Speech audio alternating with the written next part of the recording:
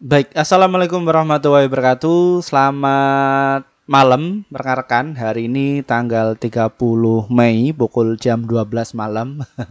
Kita akan mereview saham yang dimintai subscriber kami untuk kita ulas secara lebih lengkap lagi ya. Nah, topik kita kali ini kita akan membahas mengenai dari sini ya, Bapak Ibu ya. Ini kita akan besarkan. Terbongkar Goto turun. Kapan digas lagi Pak Firman? Jadi nunggu ini dulu ya Bapak Ibu ya, mengenai dari saham Goto ini. Nah, terkait dari topik kita kali ini itu, kita dapatkan sumber informasi dari tema ini itu dari sini Bapak Ibu. Ini masih baru ya. Ini hari Rabu tadi kemarin ya, bahwa Goto dan Bukalapak berharap dari manajemen yang baru. Ini apa korelasinya Pak Firman ya? Jadi kedua bisnis e-commerce di Indonesia ini ya yang terbesar ya, itu mereka masih berharap mengenai dari manajemen yang baru. Gunanya untuk apa? Untuk meningkatkan profitabilitas. Namun siapa kira-kira yang sudah menanggung atau memborong dari saham Goto ini ya? Siapa? Kira-kira bandarnya itu sudah punya barang berapa sih Pak Firman? Nanti kita akan ungkap ya mengenai hal itu semua.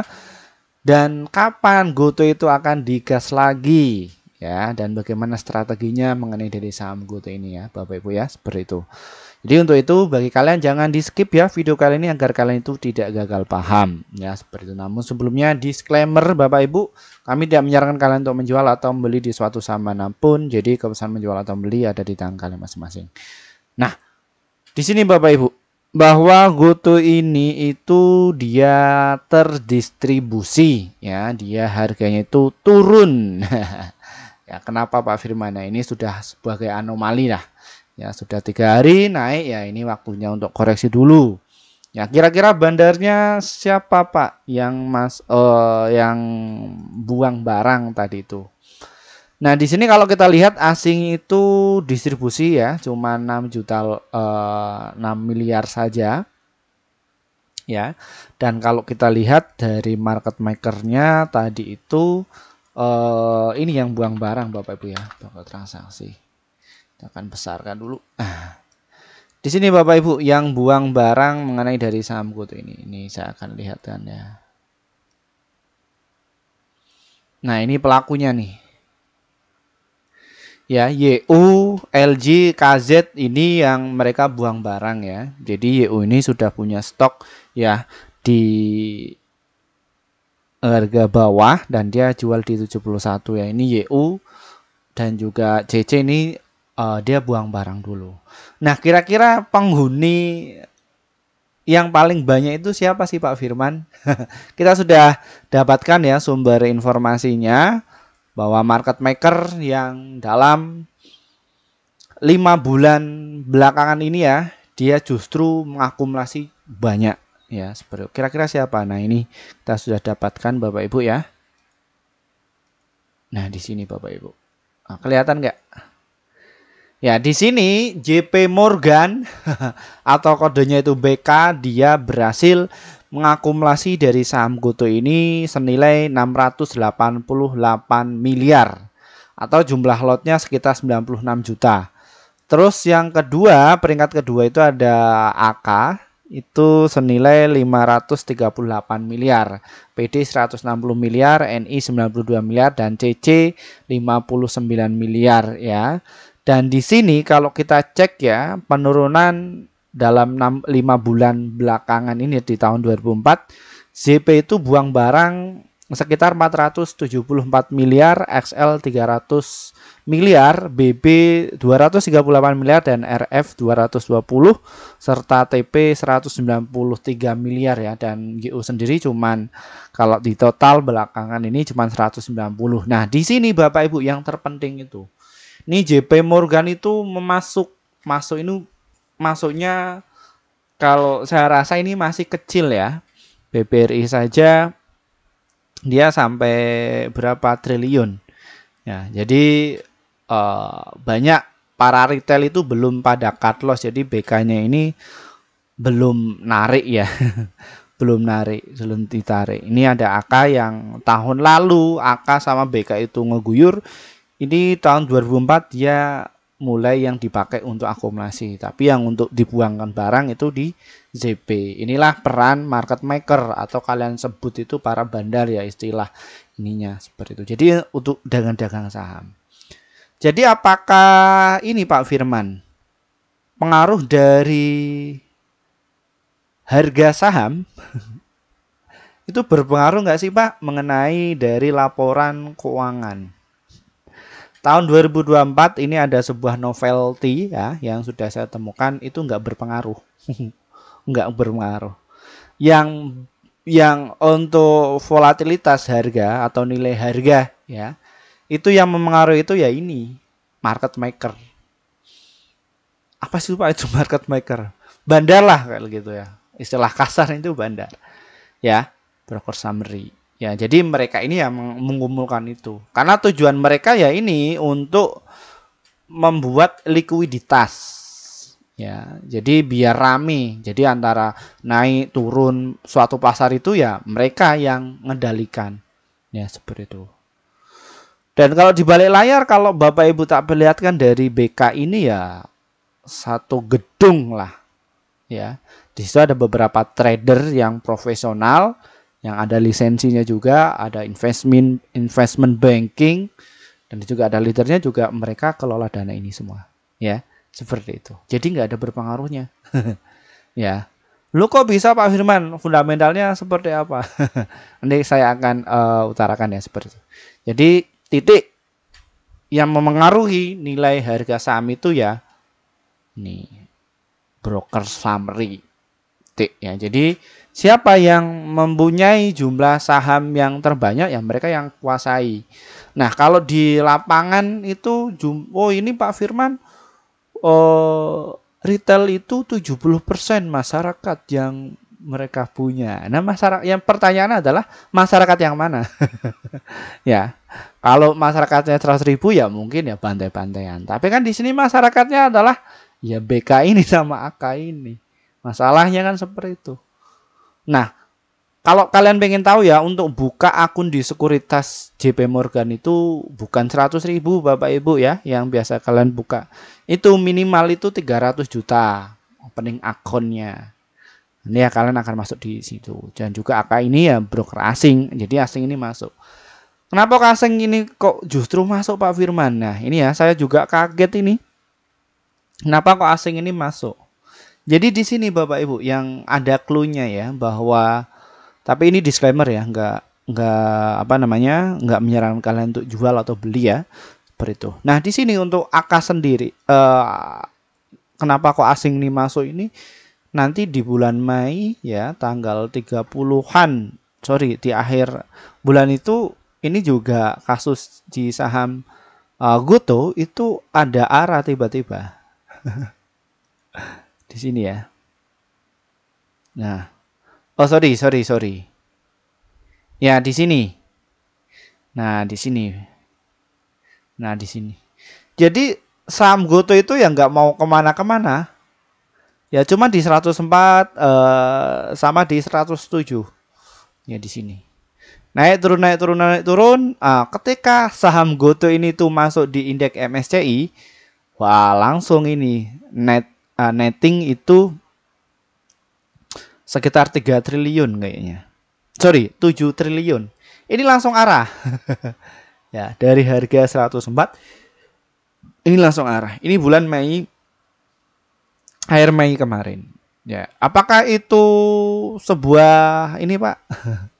Ya, fenomena. Ya. Ya, begitulah. Tapi ini nggak bisa dipastikan ya Bapak Ibu ya. Jadi ini alasan kok asingnya itu masuk ya kayak gini.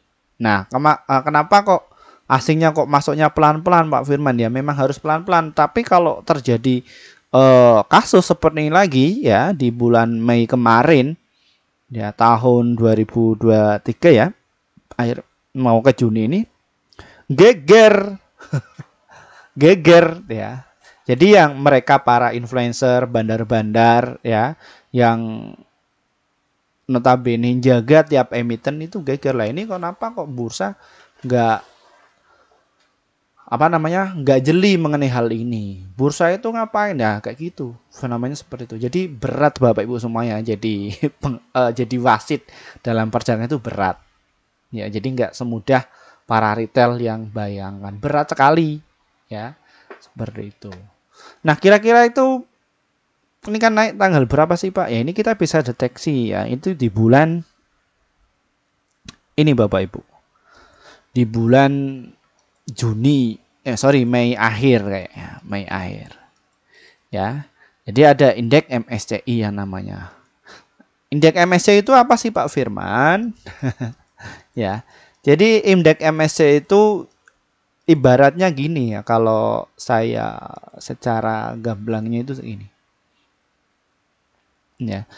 Jadi kalau di Indonesia kan ada LQ45, tapi kalau di asing itu ada indeks MSCI yang mana ini akan salah satu saham-saham yang nilai transaksinya itu jumbo, itu akan direkomendasikan kepada investor kakap.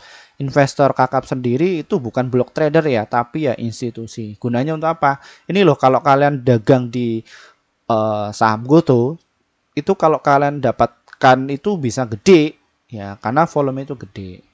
Nah, di sini Bapak Ibu ya, pada bulan Mei ya, akhir Mei, sorry. Nah, ini pelakunya. Wah. Pas waktu itu ZP AK ini masuk jebret ya. Ini masuknya nettingnya jumlah lembar sahamnya sekitar 198. Ya, ini kasus yang sangat signifikan ya pada waktu itu. Ya, di sini. Ya. Nah, ini langsung arah. Nettingnya kalau nggak salah 7T kayaknya. Nah, kalau 7T kayak gitu bagaimana Pak Firman? Ya, jadi institusi itu nggak tahu kalau ada batasan arah sama ARB ya. Mana yang keluar, mana yang ketendang indeks MSCI ya. Kalau yang masuk ya ini langsung dibeli saja, langsung arah ber. Seperti itu. Nah, kalian mungkin harapannya bakalan balik lagi kayak gitu ya. Harapannya kayak gitu ya. Semoga ditendang kayak gitu ya. Pinginnya kayak gitu kan? Ya enggak. Ya, tapi kalau kita lihat tadi ya, ini secara realistis lah. Ya, secara realistis ini yang saya utarakan tadi ya. Ini cuman BK baru pegang barang 688 miliar saja sih. Ya, ini yang buang barang cuma ZP ya, seperti itu. Ini AK juga baru masuk. Minimal itu berapa sih Pak Firman? Ya 600 juta lot lah kayak gitu.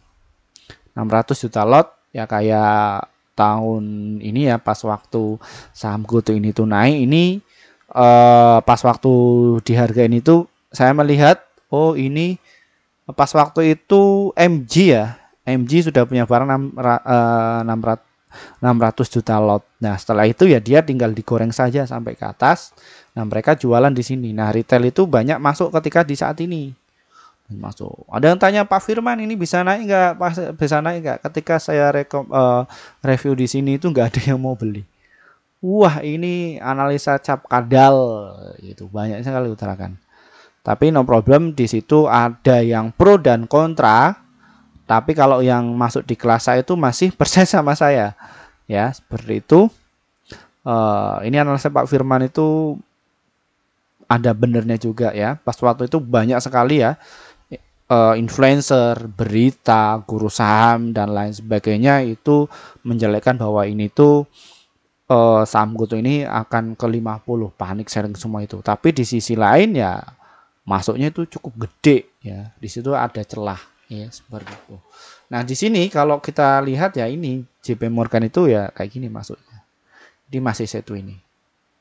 Ya, dari area 59 sampai ke harga 75. Nah, biar afdol ya, kita juga bahas nih ya dari laporan keuangannya. Nah, di sini Bapak Ibu ya, terkait dari berita tadi, harapan mereka itu akan ini Bapak Ibu apa? Manajemen dari saham GoTo itu akan benar-benar bagus. Kalau saya melihat memang sudah bagus.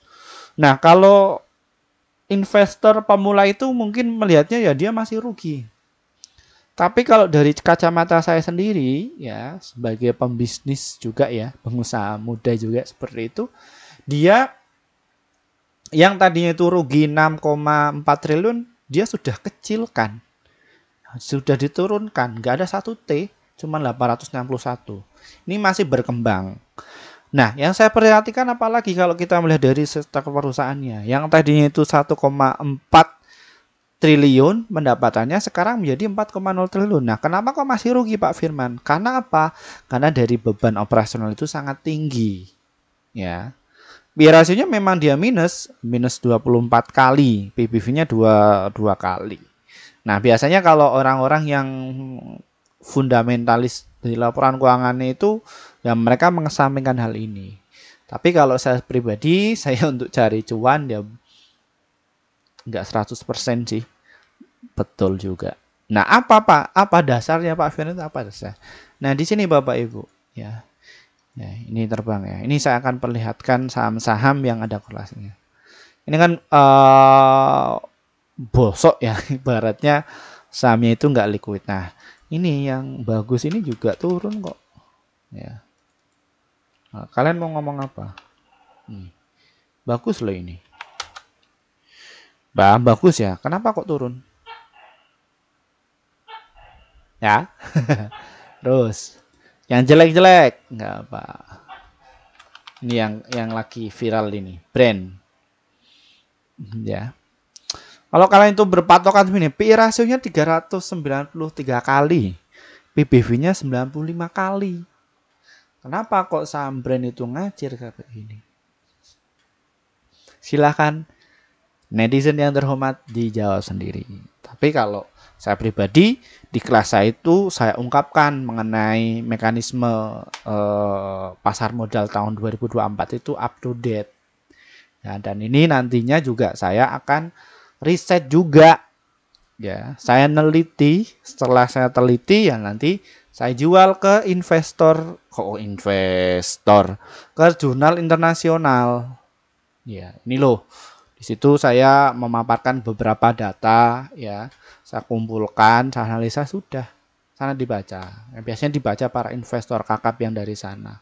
Oh, di situ ada celah. Oh, ternyata jumlah investor yang loyal yang punya wawasan di Indonesia itu terbatas, SDM-nya mungkin ya terbatas, nggak ngerti dunia laporan, nggak ngerti dunia pasar modal, dan mereka lebih percaya pada influencer ya, dan guru-guru saham, FOMO dan lain sebagainya. Mereka akan tertarik hal itu semua.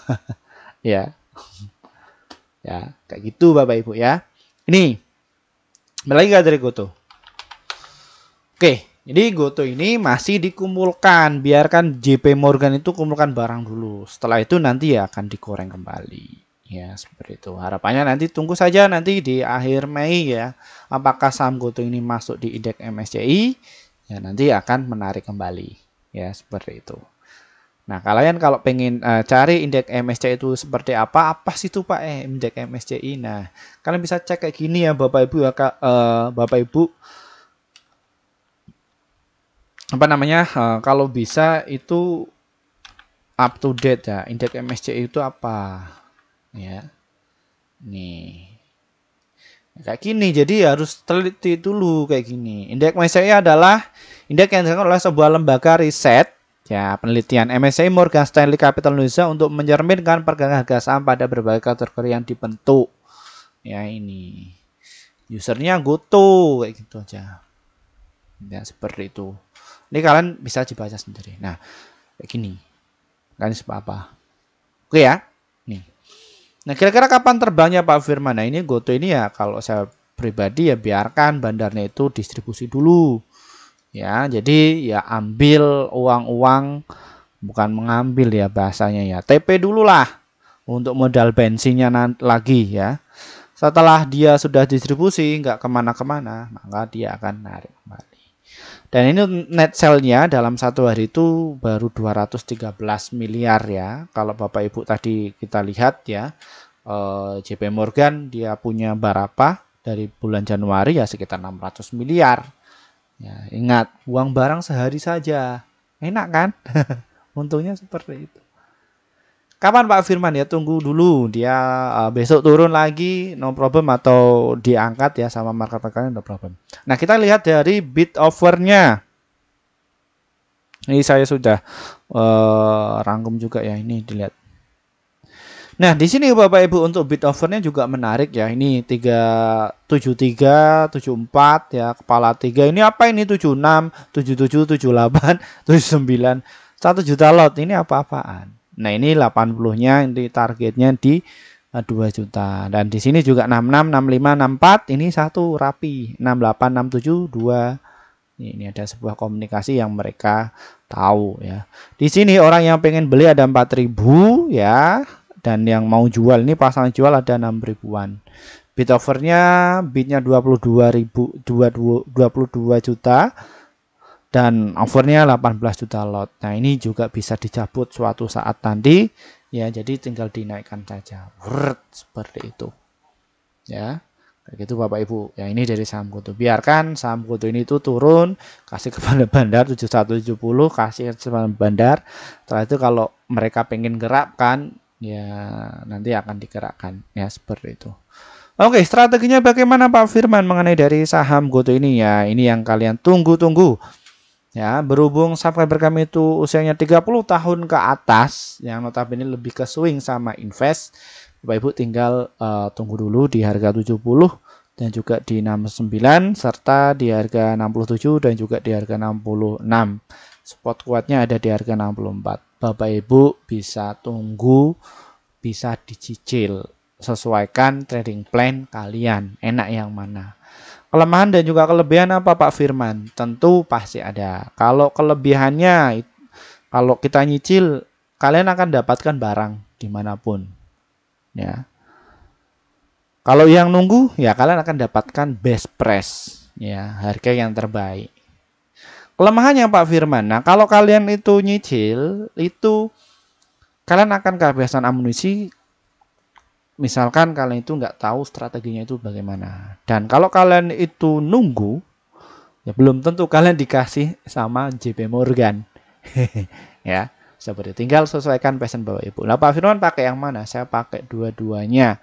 Karena saya punya lebih akun dari sekuritas. Dan mayoritas alumni kami itu yang masuk di kelas kami, di kelas akademi itu ya mereka sudah tahu semua mekanismenya. Ya, seperti itu. Targetnya ada di berapa Pak Firman? Nah, kalau kalian itu nggak sabar, kalau sudah barang nanti di 71, 73 dan juga di 75 gap up-nya. Ya, kalau dia pengen naik lagi ya, dia harus jebol dulu ke 81 serta ke harga 92 ya untuk resisten atasnya mengenai dari saham Goto ini. Dan kalau kalian pengen nyantai lagi ya di harga 116 mengenai dari saham Goto ini. Ya, seperti itu Bapak Ibu.